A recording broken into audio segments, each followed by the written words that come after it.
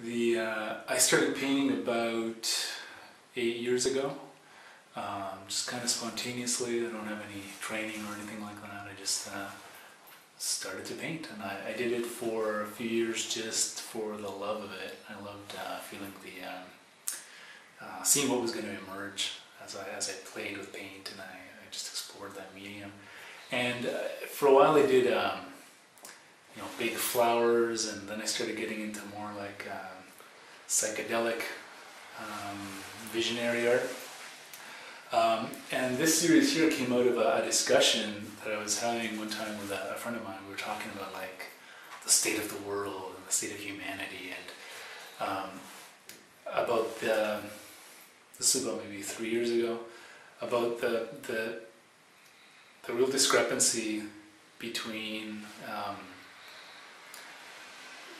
the incredibly accelerated technological advancement of humanity and the difference between that and how we don't really know what we're doing with all the technology that we have. So like on one hand, you're holding a camera right now, which is registering my image, and it's going to digitalize it, and we can send it all over the world. We can do all kinds of things. We can like put people on the moon. We have all kinds of gadgets, right? So there's this one movement where we're getting more and more complex, more and more advanced, more powerful, more sophisticated, and there's a whole movement in that direction. And at the same time,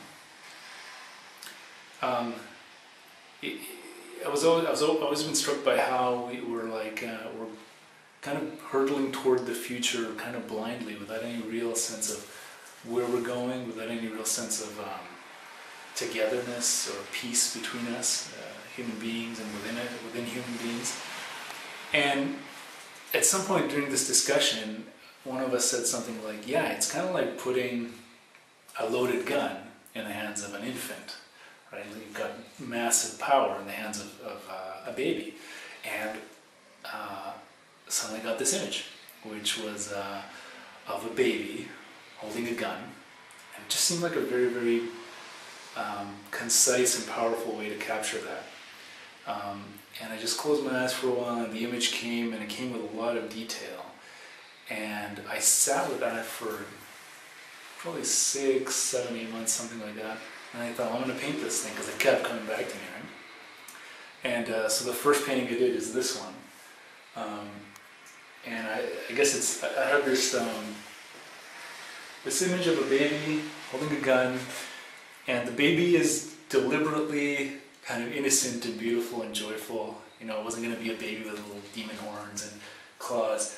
And in a sense, not to over-explain it, but this is us, right? This is humanity, kind of innocently ignorant of its own situation, holding a gun and sitting on a pile of garbage, stuff that we've made, that pollutes the planet that made us, that we live in, implements of destruction, things we throw away.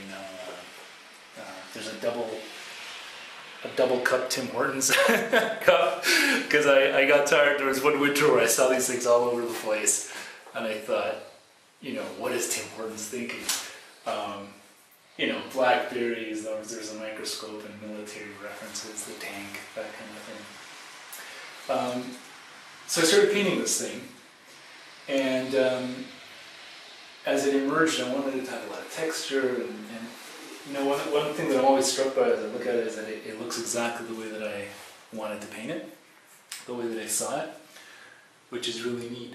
And this painting sat around for a long time. It was kind of like a curiosity piece. People would look at it and be like, wow, that's messed up, and what is this? And then one day I decided to make a series, because that theme was something that kept coming back to me. I kept thinking about it.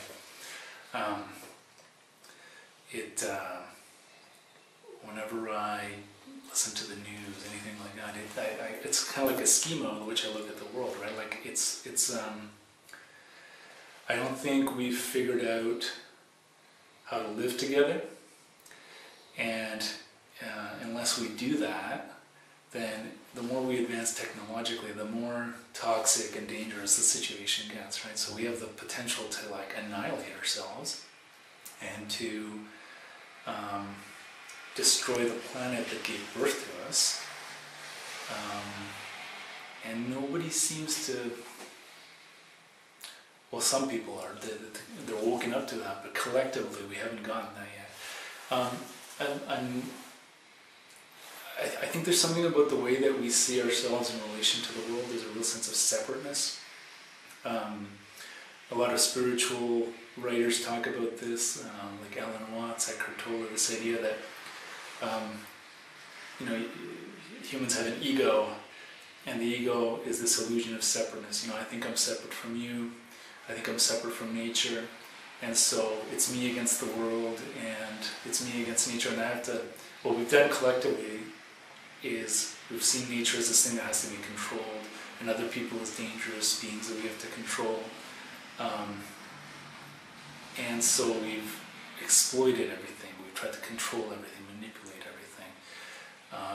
And essentially we've just polluted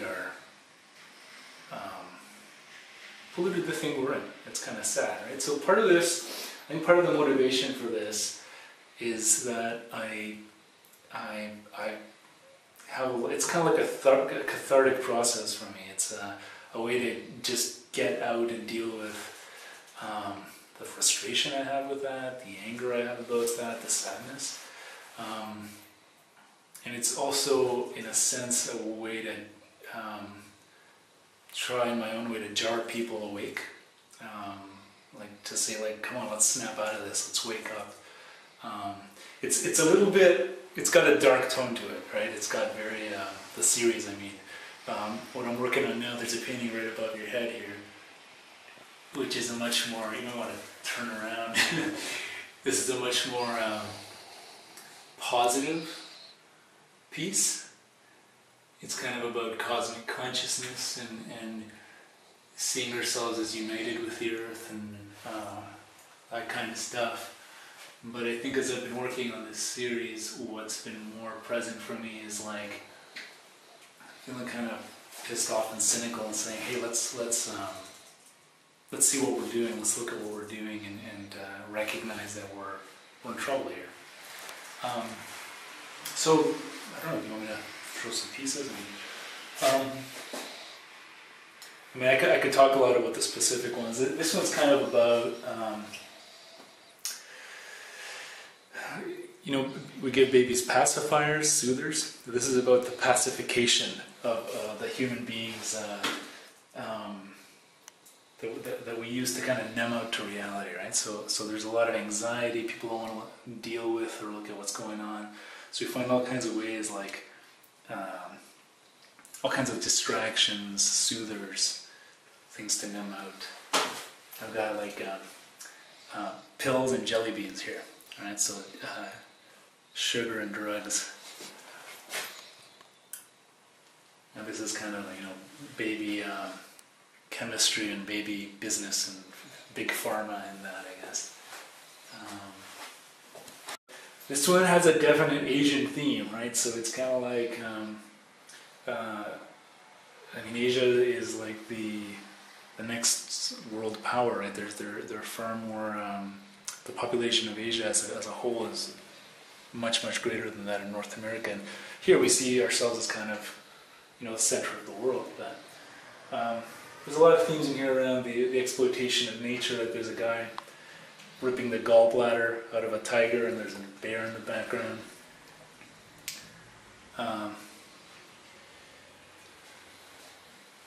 Clear cutting, that sort of thing. This one here is just kind of just trippy, I guess. It's kind of about the cacophony, the great chaos of life. And there's this kind of allusion to 9/11, these twin towers, and these here are American bombers, you know, and how history kind of repeats itself. There's those patterns, you know. We attack our enemy, and then we get attacked, and everybody thinks everybody else is the enemy.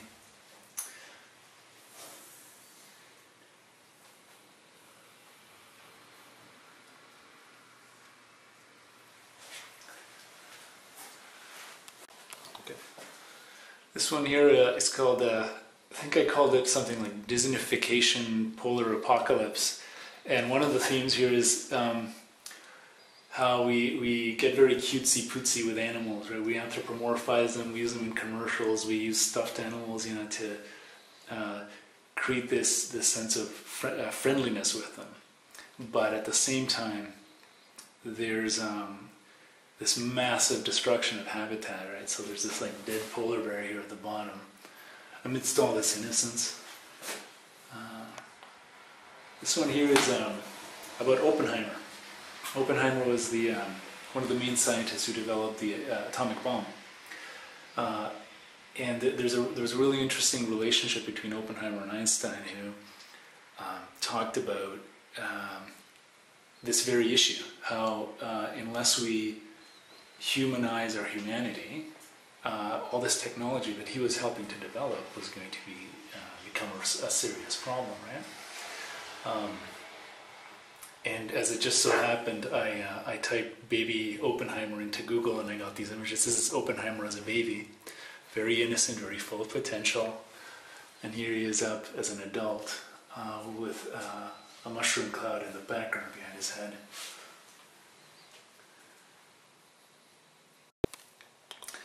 This one here is a little more self-explanatory. It's baby Palestine, baby Israel, together in a peaceful embrace. I had a hard time finding barbed wire, so I made it myself.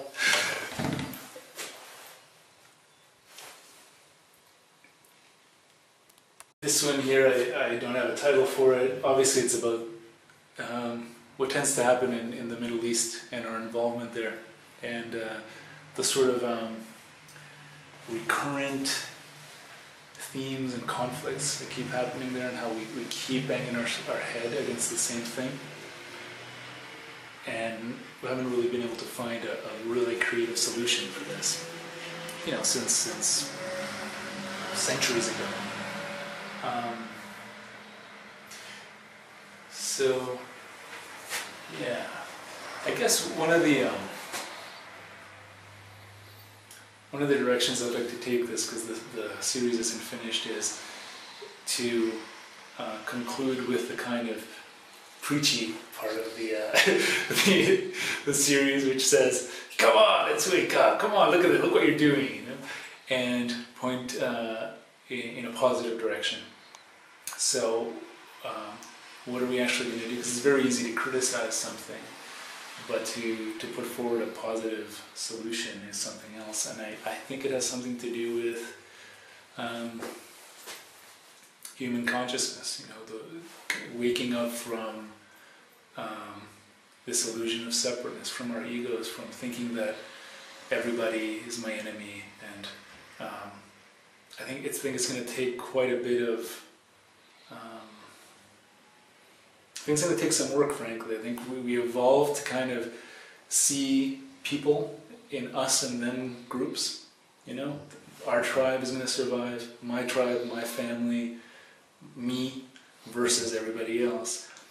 And unless we snap out of that and find a new paradigm, then more and more technology is just going to deepen that divide and cause more and more destruction, right? So realizing that we're all the same, we're all one, that you're not separate from me, I am you, you are me, and that we're not separate from the planet, that it is us and we are it. It makes us, it's what it's doing, right? So to stop treating it like it's some kind of thing to exploit that we can use up forever and ever.